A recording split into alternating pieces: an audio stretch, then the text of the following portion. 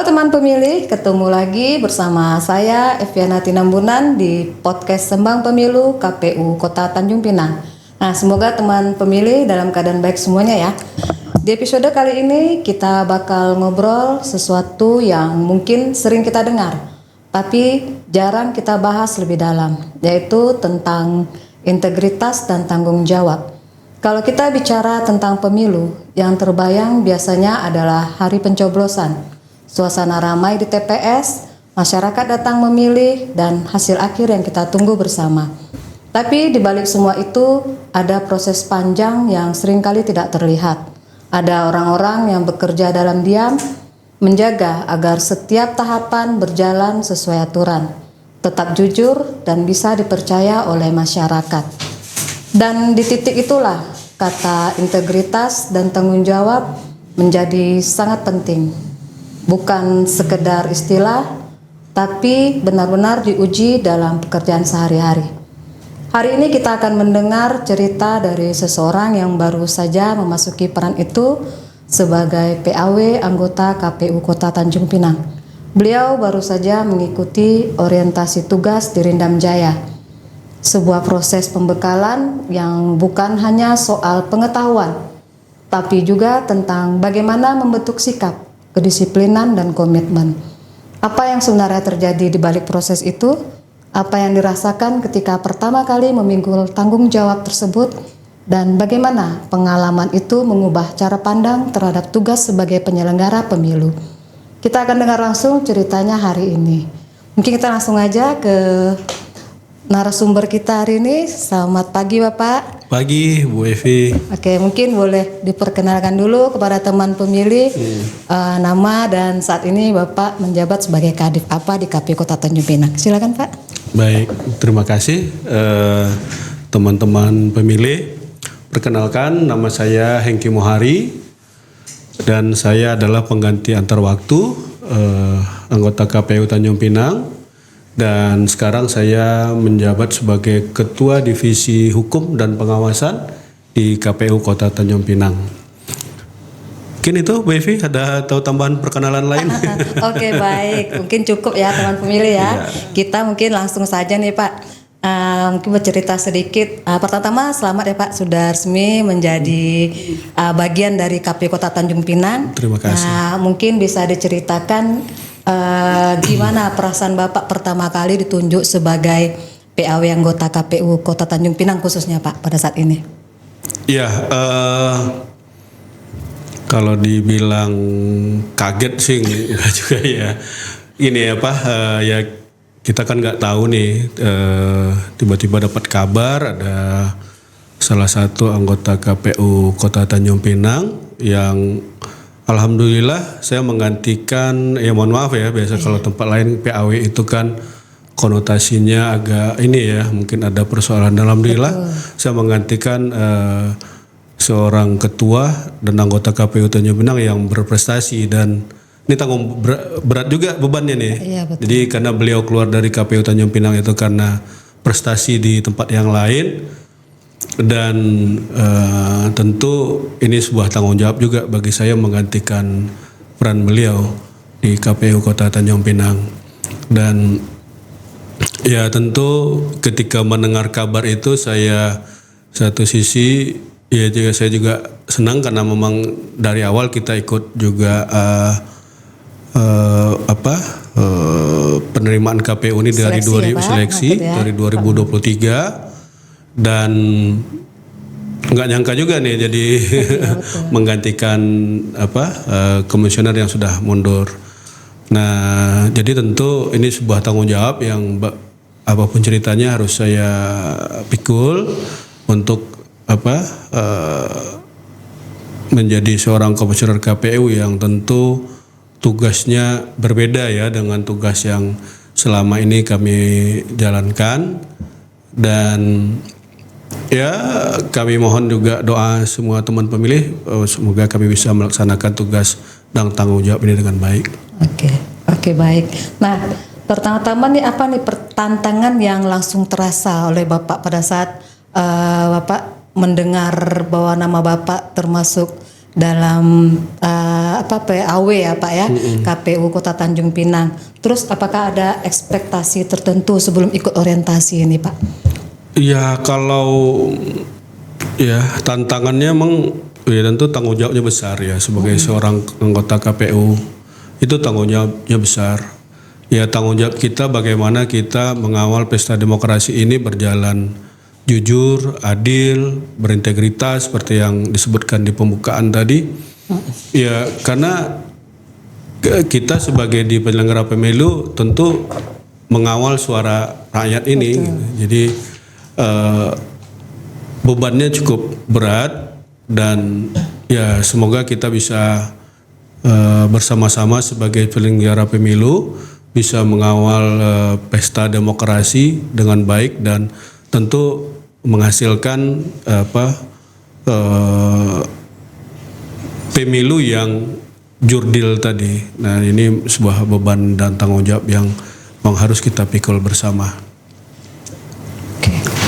Oke, berarti tertantang untuk dapat untuk mungkin menjalankan demokrasi kita nih semakin seperti tadi Pak ya, jujur, adil gitu ya Pak.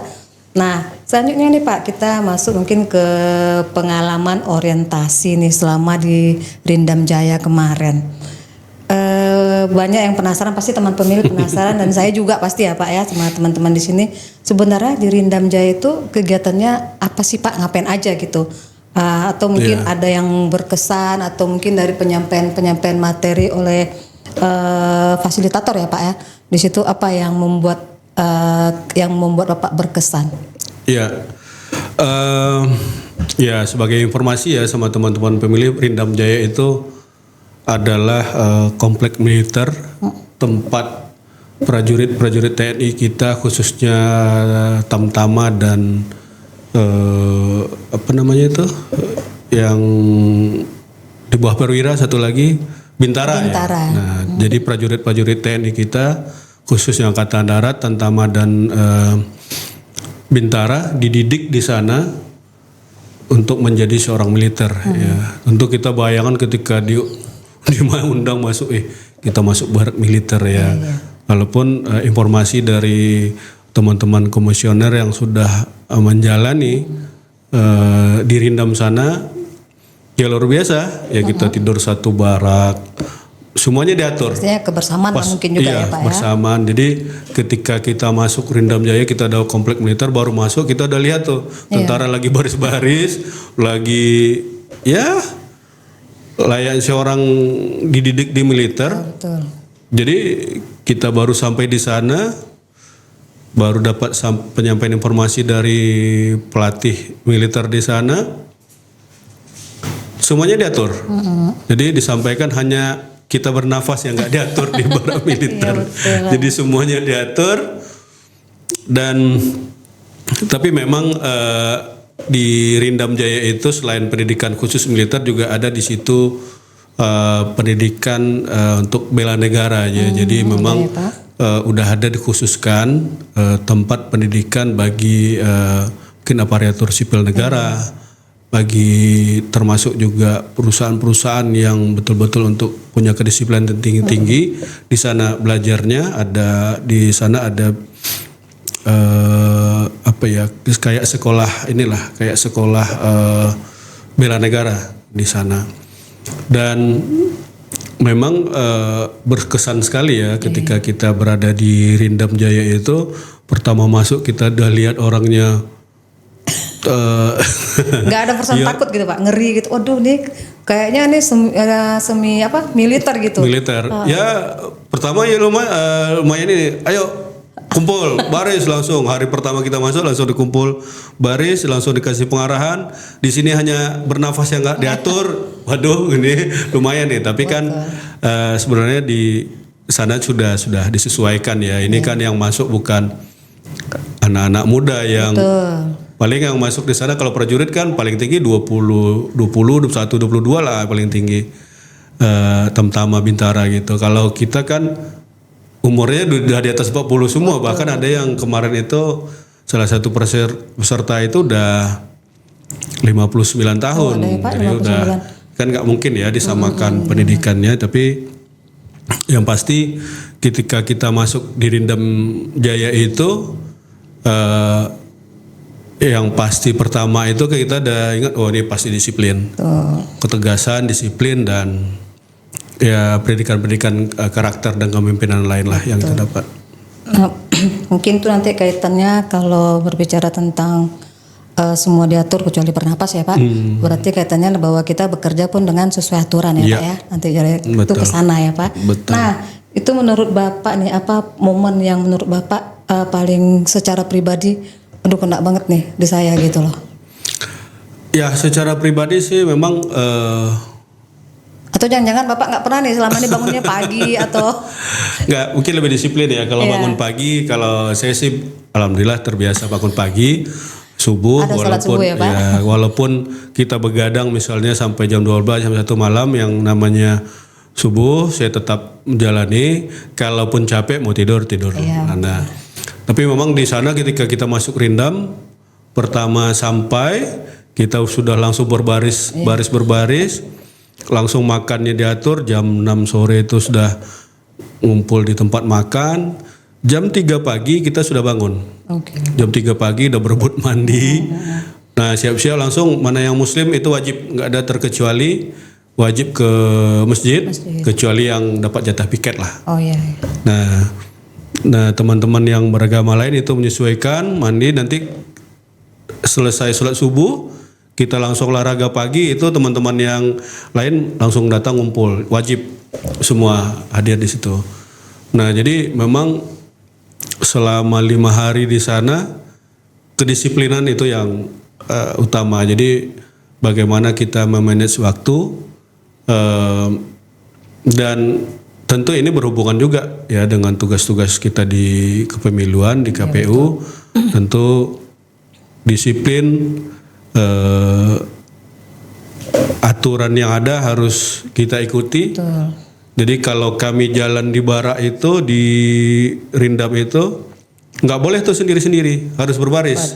Jadi 3 berbanjar, mau makan baris, mau ke barak baris, mau kumpul baris. Jadi harus diatur ya, Pak? Semua. Jadi biar semangat, nggak ada yang bercerai-berai gitu. Jadi semuanya sejalan semua. Karena kan untuk satu tujuan pasti ya, Pak. Satu tujuan ya, memang yang paling berkesan sih memang kedisiplinan ya. Tambah ya tentu kita karena kita berbeda-beda se-Indonesia kemarin, jadi mungkin kesannya kita tahu nih keragaman Indonesia ini seperti apa. Jadi teman-teman dari Indonesia Barat, Tengah, Timur kita jadi satu. Ya itu pengalaman juga kita namanya bersilaturahmi.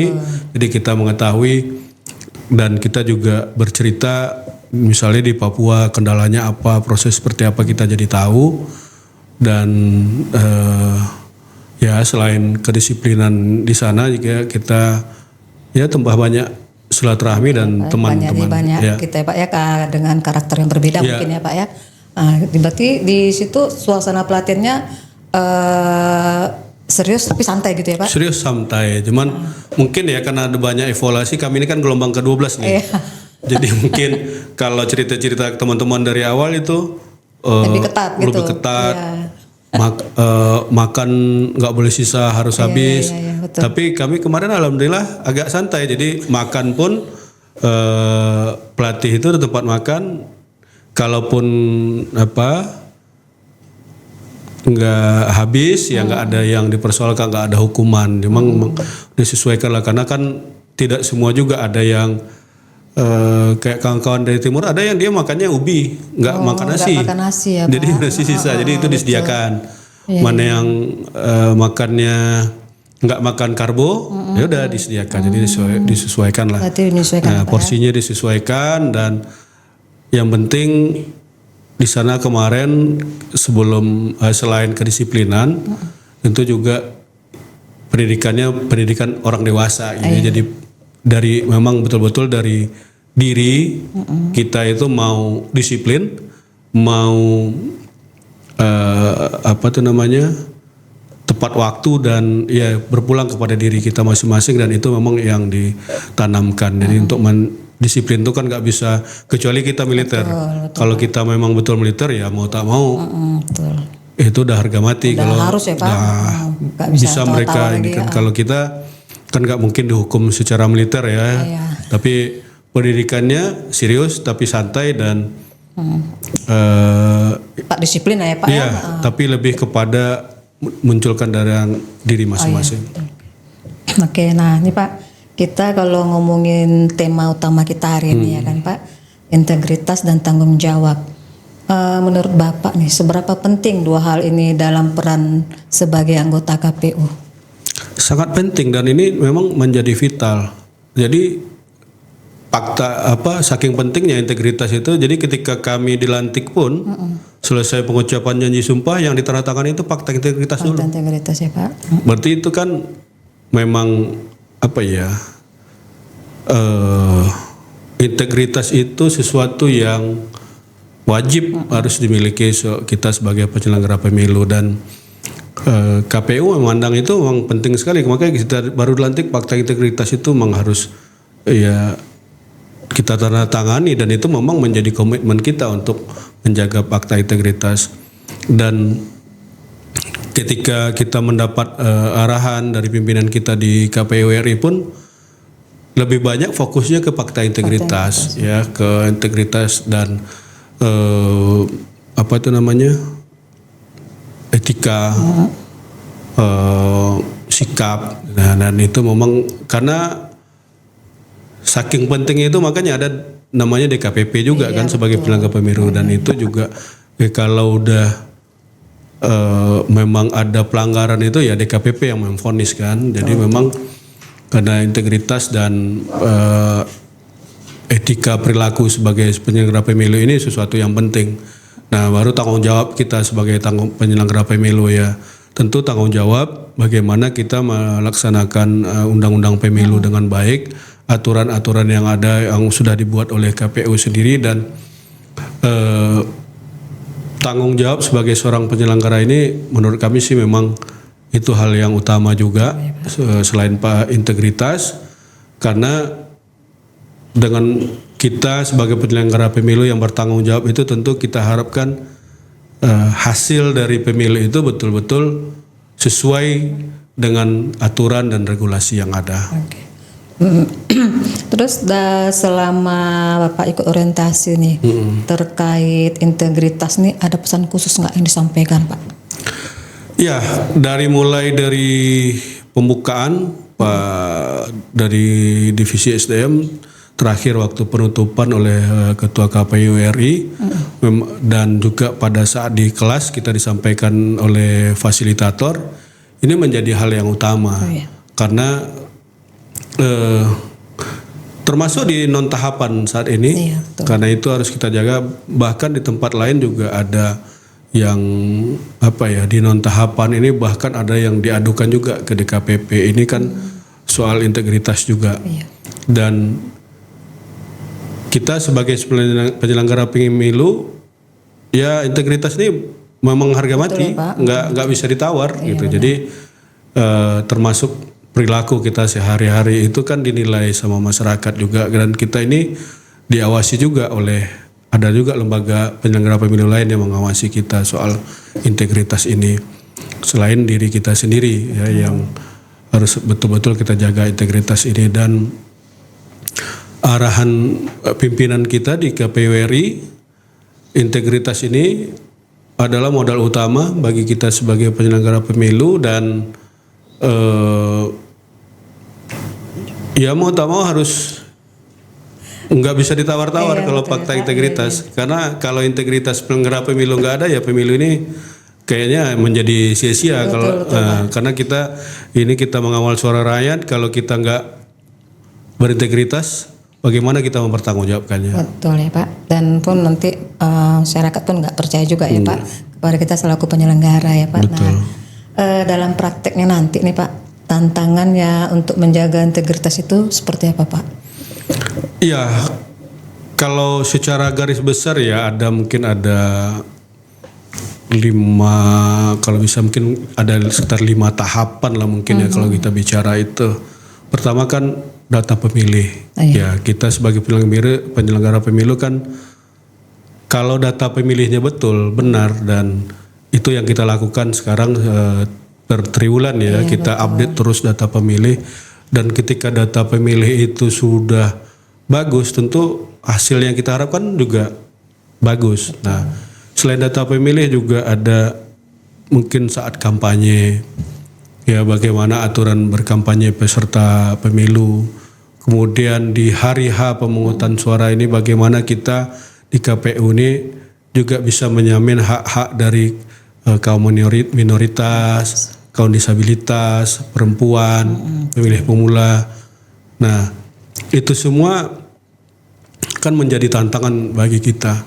Termasuk nanti ketika hari pencoblosan, bahkan nanti ketika mungkin ada sengketa pemilu, ya tentu ini menjadi tanggung jawab kita bagaimana seluruh tahapan-tahapan tadi itu bisa berjalan dengan baik. Kalau kita memegang integritas tadi dan kita berpedoman kepada aturan yang ada, mudah-mudahan kita bisa ya sebagai penyelenggara menyelenggarakan pemilu dengan baik, jujur dan adil tadi dan transparan.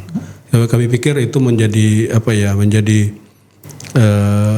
modal utama bagi kita menghadapi berbagai tantangan ke depan dalam pelaksanaan pemilu nanti. Oke. Nah, ini secara pribadi nih Pak ya, gimana cara Bapak untuk menjaga komitmen itu Pak? Ya, kembali lagi kepada diri pribadinya. Pribadinya mau nggak menjaga komitmen itu kan itu. Iya, kembali kepada orangnya, walaupun nggak bisa dipaksa ya Pak ya. Aturan itu mungkin sudah dibikin ya. Kami yakin aturan itu mulai dari undang-undang sampai turunannya KPU sudah mengatur itu, termasuklah masalah etika, termasuk masalah kode perilaku sebagai penyelenggara.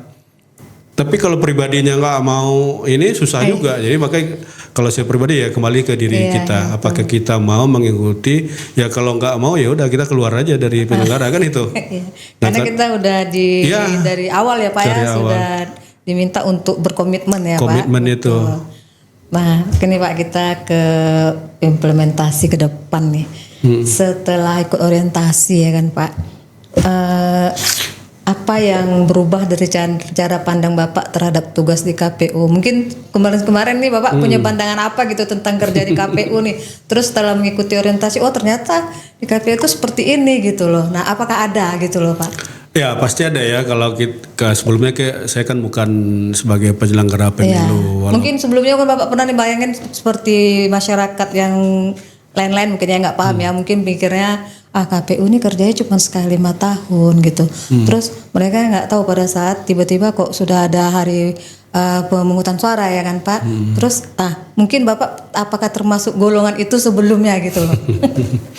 Ya kalau itu sih enggak ya, karena kami kan juga mengikuti di posisi sebelumnya, kita kan sering juga diundang oleh KPU. Pada saat tahapan ya Pak? Pada saat tahapan, termasuk non tahapan sekarang. Jadi kita sudah memahami juga tugas di KPU. Nah pas ketika masuk kita tinggal menyesuaikan. Jadi memang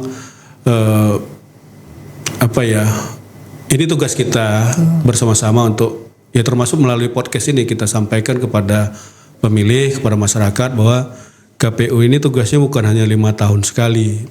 Jadi untuk mencapai pemilu yang berkualitas itu pertama tadi kan kita harus update nih jumlah daftar pemilih kita. Pemutakhiran data pemilih itu kan itu yang kita lakukan 3 bulan sekali dan kita juga melalui bidang-bidang kan ada bidang parmas, bidang data teknis dan lain-lain. Nah, kita kan terus melakukan sosialisasi kepada masyarakat, terutama pemilih pemula yang mungkin sekarang dia duduk di bangku SMA, 3 tahun lagi dan dia sudah tamat, dia akan jadi pemilih pemula, dan ini yang terus kita sosialisasikan kepada masyarakat. Dan peran KPU di masa non tahapan ini tentu lebih banyak kepada sosialisasi, pemutakhiran data pemilih, dan ya upaya kita terus nih bagaimana kami lihat tuh KPU RI sampai ke bawah kan juga menekankan bagaimana kita bersosialisasi kepada pemilih pemula, disabilitas, kaum marginal, ya karena itu mungkin dianggap itu dulu kurang ya mendapat kesempatan mungkin waktu di hari H pemilihan, dan ini tugas kita bersama. Jadi KPU selalu bersosialisasi kepada masyarakat, bukan hanya tiba-tiba pemilu langsung 5 tahun ke depan, enggak. Jadi kalau kita siapkan dari sekarang datanya, kita nggak siapkan dari sekarang daftar pemilihnya yang sudah terverifikasi, kan nggak mungkin pemilu itu berjalan dengan baik. Ya, jadi memang kita siapkan dari sekarang datanya, yang sudah meninggal kita hapus, yang sudah menjadi TNI Polri kita buang, atau yang sudah pensiun dari TNI Polri kita masukkan ke daftar pemilih. Nah kan itu tugas kita bersama stakeholder yang lain. Iya, oke, baik. Nah, apa nih yang ingin langsung Bapak terapkan di KPU Kota Tanjung Pinang ini Pak pada saat ini? Ya, pada saat ini sesuai dengan bidangnya ya, di divisi hukum dan pengawasan ya, tentu lebih kepada pengawasan internal lah ya sekarang ya. Karena di kita bagaimana kita melaksanakan kegiatan kita hari-hari di sini terkait laporan dan segala macam, dan ini kan kita plenokan juga setiap bulan ya. Dan kami tentu fokus ke internal nih sekarang. Betul. Saat ini ya Pak. Saat ini kita fokus ke internal, bagaimana teman-teman di sekretariatan melaksanakan tugas-tugas hariannya, dan tentu mungkin dari bidang lain ya yang sosialisasi tapi ya sebagai informasi juga ya Pak ya kepada teman pemilih, Bapak juga sebagai wakil dari Kadif Parmas. Nah pada saat ini membantu sosialisasi di KPU Kota Tanjung Pinang. Jadi mungkin nanti menjadi tugas juga ya Pak bersama ya, untuk mensosialisasikan gitu loh kepada pemilih pemula, perempuan dan disabilitas gitu Pak. Nah harapan Bapak untuk pelaksanaan pemilu ke depan nanti seperti apa Pak? Ya, harapan kita sebagai penyelenggara, dan ini juga harapan masyarakat ya, harapan pemilih. Jadi ketika pemilih menyalurkan suaranya, ya betul-betul suaranya itu dikawal dengan baik, sesuai dengan pilihan mereka. Dan ini tanggung jawab besar bagi kita semua. Bagaimana kita sebagai penyelenggara pemilu bisa mengawal suara-suara masyarakat ini, dan bagaimana kita juga meningkatkan partisipasi pemilih. Jadi tentu kita harapannya pemilih itu lebih percaya kepada KPU ya. Kalau tingkat kepercayaannya kepada KPU meningkat, kami yakin pemilih yang hadir di TPS itu semakin meningkat. Meningkat juga ya Pak. Ya, makanya kita sebagai penyelenggara tentu harapan kita bersama bagaimana integritas itu kita jaga, bagaimana kita melaksanakan tugas sesuai undang-undang pemilu. Kami yakin dengan kita terus melaksanakan sosialisasi seperti sekarang ini, kami yakin partisipasi masyarakat akan meningkat, dan memang itu harapan kita bersama. Jadi jangan sampai masyarakat itu apatis, ngapain saya pilih ini nggak ini juga gitu kan, nggak ada perubahan. Nah kita kan nggak ingin seperti itu. Jadi masyarakat itu berperan aktif juga, bagaimana dia harus memilih pemimpin mereka untuk 5 tahun ke depan. Oke, menarik nih ya teman pemilih. Nah terakhir nih Pak, mungkin ada pesan untuk masyarakat Tanjung Pinang nih khususnya ya Pak, terkait peran KPU dan pentingnya partisipasi dalam pemilih. Mungkin bisa disampaikan lagi. Ya tentu kami berharap masyarakat khususnya Kota Tanjung Pinang berperan aktif ya. Nah kami juga menghimbau masyarakat mungkin pada saat non tahapan sekarang ya juga proaktifnya, mungkin contoh ya, misalnya ada keluarga, teman, tetangga yang mungkin ada disabilitas mungkin, atau pemilih pemula, atau bahkan yang minoritas yang mungkin sebelumnya mereka belum ikut pemilu ya mungkin bisa berkabar ke kita. Betul. Biar kita juga update datanya gitu kan. Dan kami kita berharap juga kepada masyarakat peran aktifnya bukan hanya di TPS. Mungkin Betul. ya kalau sekarang ini ya silakan mendatangi KPU Kota Tanjung Pinang menanyakan ini proses demokrasi seperti apa. Kan ketika masyarakat aktif kita tentu KPU juga terbantu. Betul. Ya ketika aktif mereka dalam hal misalnya memberikan data ini keluarga kami sudah pensiun dari TNI Polri tolong dimasukkan misalnya. Betul. Ini keluarga kami sudah ada yang meninggal, mungkin bisa dihapuskan dalam daftar pemilih dan partisipasi masyarakat ini yang kita butuhkan. Bahkan di KPU pun sendiri ya juga ada bidang Parmas tadi kan, kan partisipasi masyarakat. Iya, dan itu yang kita harapkan masyarakat juga semakin semakin aware, semakin sadar ya. Jadi biar suara mereka yang mereka berikan itu juga sesuai dengan pilihan mereka, dan kita sebagai penyelenggara pemilu tentu menjaga itu. Betul. Nah, teman pemilih, dari cerita yang kita dengar hari ini kita jadi bisa melihat bahwa di balik sebuah proses demokrasi ada banyak hal yang tidak terlihat oleh mata publik. Ada proses pembentukan, ada pembelajaran, ada tekanan, dan ada tanggung jawab besar yang harus dijaga. Bukan hanya kepada institusi, tapi juga kepada masyarakat yang memberikan kepercayaan. Dan mungkin dari percakapan hari ini kita bisa sama-sama mengambil satu hal penting, bahwa integritas itu bukan sesuatu yang hanya dibicarakan, tapi harus benar-benar dijalankan dalam tindakan, dalam keputusan kecil, dan dalam setiap langkah pekerjaan. Terima kasih banyak untuk narasumber kita hari ini, Pak Hengki Mohari. Sama-sama Bu Evi. Yang sudah berbagi cerita dan pengalaman dengan begitu terbuka. Semoga perjalanan dan amanah yang dijalankan ke depan bisa terus memberikan kontribusi yang baik untuk Kota Tanjung Pinang. Dan untuk teman pemilih yang sudah mendengarkan, semoga cerita ini bisa memberi kita sudut pandang baru, bahwa demokrasi bukan hanya tentang hari pemilihan, tapi tentang proses panjang yang dijaga dengan tanggung jawab dan integritas oleh banyak pihak. Sampai jumpa di episode berikutnya. Tetap jaga kepedulian, tetap jadi bagian dari demokrasi yang sehat, dan sampai bertemu lagi. Salam.